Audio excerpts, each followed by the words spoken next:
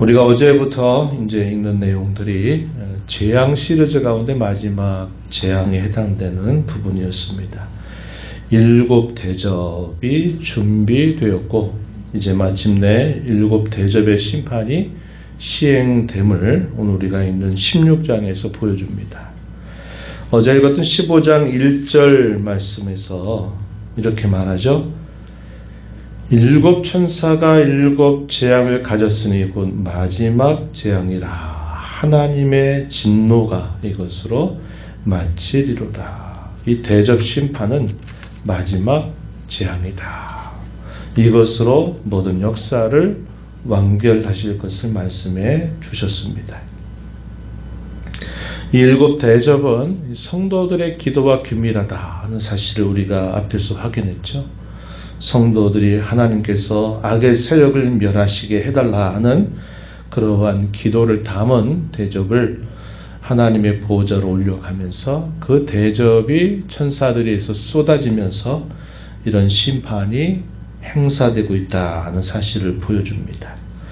오늘 우리가 있는 16장 1절에서도 7 재앙, 이 7 대접 재앙에 대한 서론적인 말씀이 또 주어집니다. 1절에 보면 내가 들으니 성전에서 큰 음성이 나서 7 천사에게 말하되 너희는 가서 하나님의 진노의 7 대접을 땅에 쏟으라. 이렇게 명령이 떨어집니다. 성전에서 들려지는 큰 음성이 들리면서 7 대접을 하나씩 쏟는 광경이 펼쳐지게 됩니다. 7이란 말이 요한계시록 자주 사용되죠. 7 교회, 소아시아에 있는 7 교회에 보내진 것, 또 7인, 또 7 나팔, 7 대접, 이 7이라고 하는 숫자를 의도적으로 사용합니다. 그것은 완전함을 표현하기 위해서 사용하고 있는 것이다 하는 겁니다. 그래서 왜 심판에 대한 내용들을 7개로 이렇게 완성 가운데 보여주시느냐. 하나님이 죄와 악의 세력에 대한 완전한 심판이 행사된다 하는 사실을 보여주고 있는 것입니다. 그리고 이러한 심판이 하나님의 백성들에게는 이런 심판이 면제되면서 결국 그들은 온전한 구원을 얻게 된다 하는 사실을 보여줍니다. 우리가 구약의 큰 구원의 그림이라고 말할 때 출애굽을 구약시대에 베푸신 큰 구원 사건을 보여주죠. 바로 그 애굽의 심판이 곧 하나님 백성들에게는 구원이 되는 사건처럼 하나님께서 종말 가운데 행하시는 이 심판도 역시 그 심판 가운데서 구원이 임하게 된다는 사실을 보여주고 있다 하겠습니다. 이 심판의 강도가 하나씩 부어짐에 따라서 강도가 더 강화되는 모습을 보여주고 있다 하는 것이고요. 이 심판의 궁극적인 대상들이 누구냐 했을 때는 우리가 앞에서 읽어왔던 내용들을 우리가 염두에 두면서 살펴보면 이해가 잘 될 것입니다.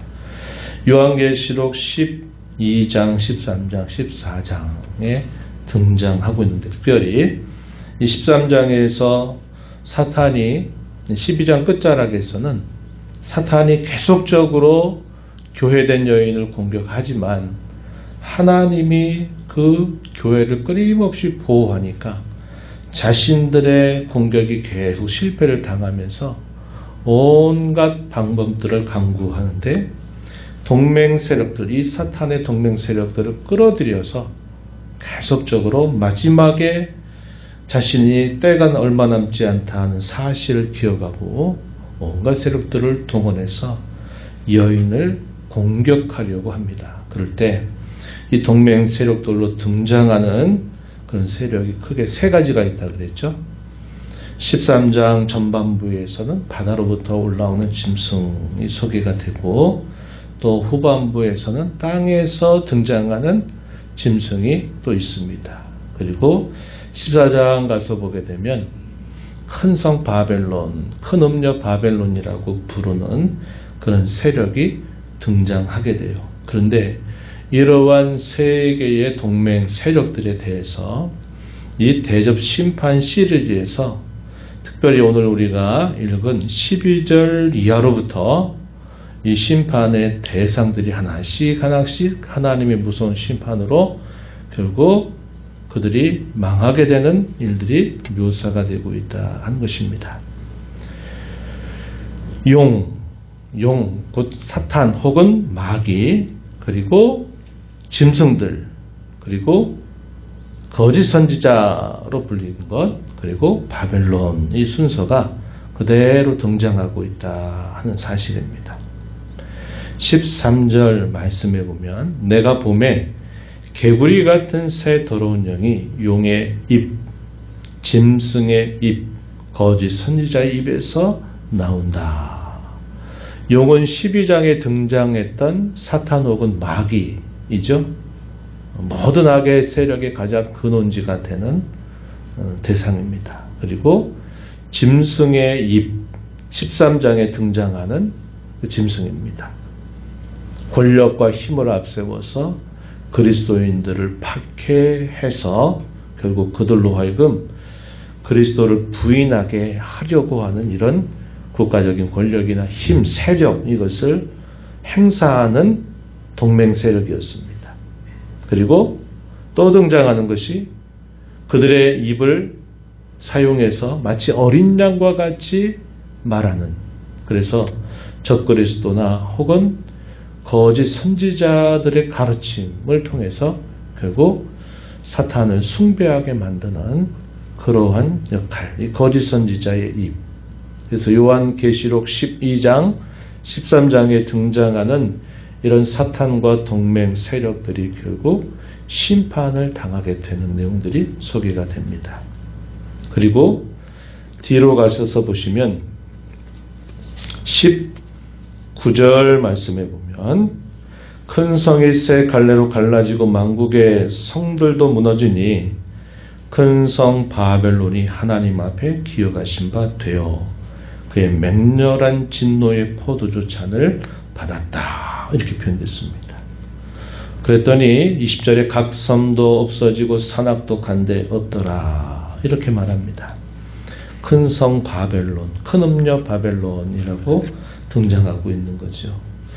이들은 세상의 화려함, 세상의 영광, 세상의 것들을 가지고 결국 그리스도인들로 하여금 이 세상에 빠져 살도록 만들게 하는 그런 세력이다. 세상의 부귀나 영화나 물질이라든지 뭐 이런 모든 것들을 다 표현하고 있는 동맹 세력이다 하는 사실이죠. 그래서 이 대접 심판 마지막 이 심판이 행사되면서 결국 심판의 대상이 누구냐? 곧 하나님의 교회를 박해하고 성도를 박해하는 이 사탄과 모든 그의 동맹 세력들이 이런 심판이 시행되면서 결국 다 멸망을 당하게 되는 그런 내용들이 소개가 되고 있다 하는 겁니다. 그래서 우리가 이 계시록을 볼 때 우리가 잘못 오해하면 사탄이 온갖 힘을 행사해서 교회를 죽이고 믿는 자들을 죽이고 하는 쪽으로 보니까 교회가 당하는 고난과 시련만 우리가 보게 될 수 있지만, 그러나 이 모든 심판이 하나님의 보호자로부터 시작이 된다 할 때는 여전히 하나님이 자기 백성들에 대한 변함없는 사랑, 어린 양의 대속을 통해서 그들이 마땅히 받아야 될 죄가 다 면제된다고 하는 것뿐만 아니라 그들이 구원을 받아서 승리의 영광에 참여하게 된다고 하는 이 사실을 분명하게 보여주고, 또 모든 사탄과 그의 대적, 그와 동맹하는 모든 세력들은 결국 하나님의 엄밀로운 심판을 따라서 결국은 심판을 당하게 된다는 사실을 우리에게 보여주기 때문에 이미 정말 그리스도의 오심으로부터 시작돼서 그리스도께서 다시 오시게 될 종말의 마지막 그 순간에 이르는 모든 이런 심판의 내용들은 결국 믿는 성도들과 그의 교회를 위한 것이다 하는 사실을 요한계시록은 선명하게 보여주고 있다 하는 사실입니다. 우리가 읽은 말씀 가운데 대접 심판이 시행되고 있는 동안에 이러한 고백과 찬송이 울려 퍼집니다. 5절 끝부분에 가서 보면 천사가 이르되 전에도 계셨고 지금도 계신 거룩하신 이여 이렇게 심판하시니 의로우시도다. 하나님의 의로우신 심판을 찬양하죠. 또 이어지는 말씀 7절에서도 보니까 제단에서 말을 하는데 그러하다 주 하나님 곧 전능하신 이시여 심판하시는 것이 참되시고 의로우시도다. 하나님이 이러한 심판을 행하시는 이 일들은 의롭고 참된 일이다 라고 고백하는 겁니다. 이 하나님의 공의로운 심판, 죄를 다스리시는 하나님의 공의로운 심판이 결국 모든 대적자들에게 행사되는 것으로 하나님의 위엄과 영광을 나타내 주신다 하는 사실이고, 이러한 심판 중에도 하나님이 자기 백성들을 위한 어린 양의 대속의 공로로 인하여 그들은 구속받고 영광을 누리게 된다 하는 사실을 이런 심판 시리즈는 우리에게 보여주고 있습니다. 좀 더 살펴보게 되면 첫 번째 대접을 붙게 되니까 땅에 이 대접을 붙게 되면서 짐승의 표를 받은 사람들과 우상에 경배하는 자들에게 악하고 독한 종기가 나는 모습이 펼쳐져요. 출애굽 가운데 애굽에 내렸던 10가지 재앙 중에서 그때도 독종이라고 하는 재앙이 시행된 바가 있죠. 6번째 재앙이었습니다. 그래서 그들에게 이러한 심판이 행사가 되었던 것을 우리가 떠올려 볼 수 있죠. 두 번째 대접이 부어집니다. 3절 보니까 이번엔 바다에 부어지는데 바다가 죽은 자의 피같이 변해서 모든 생물이 죽는 광경이 펼쳐집니다. 또 세 번째 대접을 부었을 때 강과 물 근원에 부었더니 그것이 피로 바뀌는 겁니다. 우리가 애굽에 시행됐던 하나님의 심판 가운데서 첫 번째 심판의 내용이 물이 피로 바뀌게 되면서 생물들이 죽어가고 사람들이 마실 물을 얻지 못하게 되는 그 심판이 행사됐던 것을 우리가 떠올려 볼 수 있어요. 네 번째는 해에 대접을 부었더니 해가 권세를 받아서 불로 사람들을 태우는 광경이 묘사가 되고 있습니다. 이런 가운데서도 이 악한 자들은 겸손해지지 않고 회개하지 않고 오히려 주께 영광을 누리지 않았다. 9절에서 그들의 반응에 대하여 묘사해 줍니다. 우리가 어떤 이미지를 떠올려 볼까요? 애굽에 하나님의 무서운 심판이 시행되는 동안 바로의 마음이 더 강팍하게 되고 완고하게 되면서 그래 한번 해보자. 그렇게 계속 기세를 부리다가 더 큰 화를 계속적으로 불러들이는 그런 모습을 우리가 떠올려 볼 수 있듯이 이 약한 자들은 하나님의 이런 무서운 심판에도 불구하고 더 마음이 완악해지는 그런 모습을 보여주고 있다 하는 것이고, 다섯 번째 재앙에서부터 쭉 이어지는 재앙의 내용들은 앞에서 인의 심판이나 나팔 심판과 다르게 악의 진원지가 되는 사탄과 그의 동맹자들을 향해서 직접적으로 이 심판이 임하게 됨을 보여줍니다. 그래서 아까 소개했던 것처럼 사탄과 그의 동맹 세력들에 대하여 하나님이 하나씩 무서운 진노를 내리심으로 그 모든 대적들을 하나씩 제거하시는 그런 심판을 나타내 주십니다.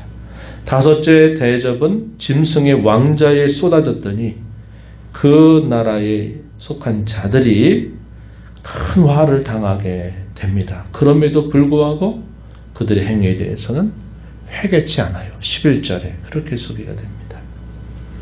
여섯 번째 대접이 부어지는 곳은 큰 강 유브라데입니다. 역사적으로 이곳에서 구약시대에 큰 최후의 격전이 벌어졌던 곳입니다. 우리가 아마겟돈이다 라고 이렇게 부르는 그런 격전이 벌어지게 되는데 결국 거기서도 그러한 모든 대적들이 심판을 받게 되는 모습이 그려져요. 7번째 대접이 17절 이하로부터 공중에 부어지게 됩니다. 하나님의 무서운 심판이 부어지게 되는 중에도 끝까지 하나님을 비방하는 악한 자들의 모습이 그려져요. 21절 이렇게 그려집니다. 그래서 하나님이 이러한 심판을 행하시는 이 모든 일들은 결국은 자기 백성들을 위해서 모든 악의 세력 그리고 모든 악의 근원지인 사탄과 그의 모든 세력들을 하나님이 공의로우신 심판을 행사하시면서 자기 백성들의 구원을 완성하실 것을 보여주고 있다는 것입니다.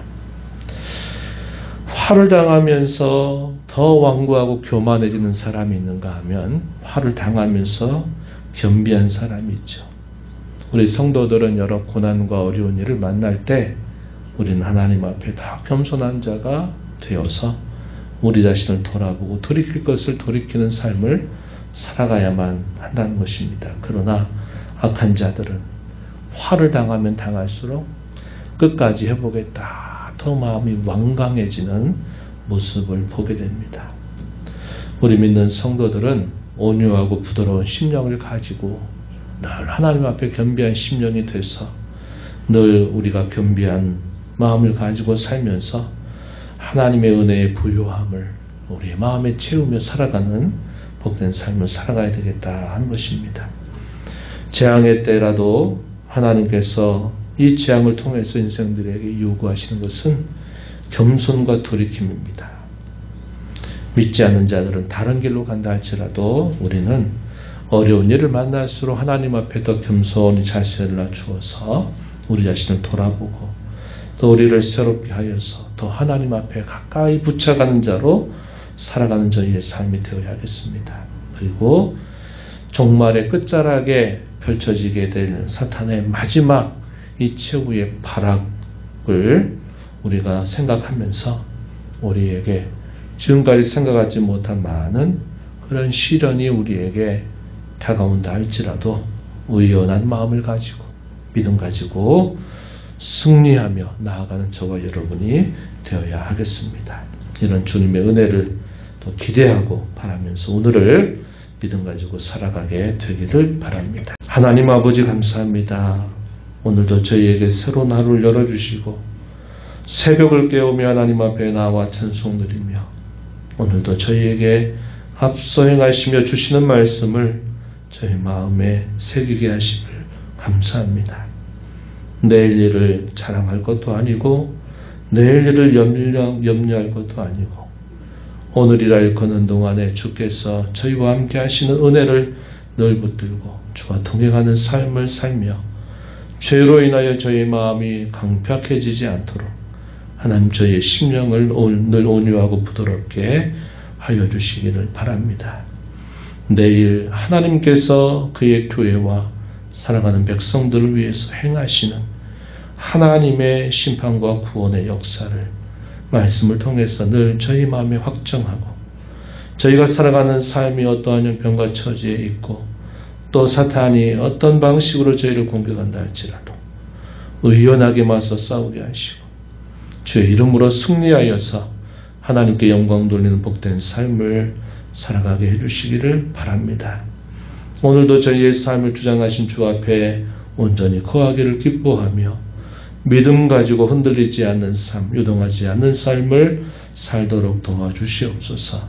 은혜의 보호자 앞에 나와서 아버지의 은혜를 구하는 모든 심령들의 간구를 기울여 주시고 응답해 주시기를 바라며 예수님 이름으로 기도하옵나이다. 아멘.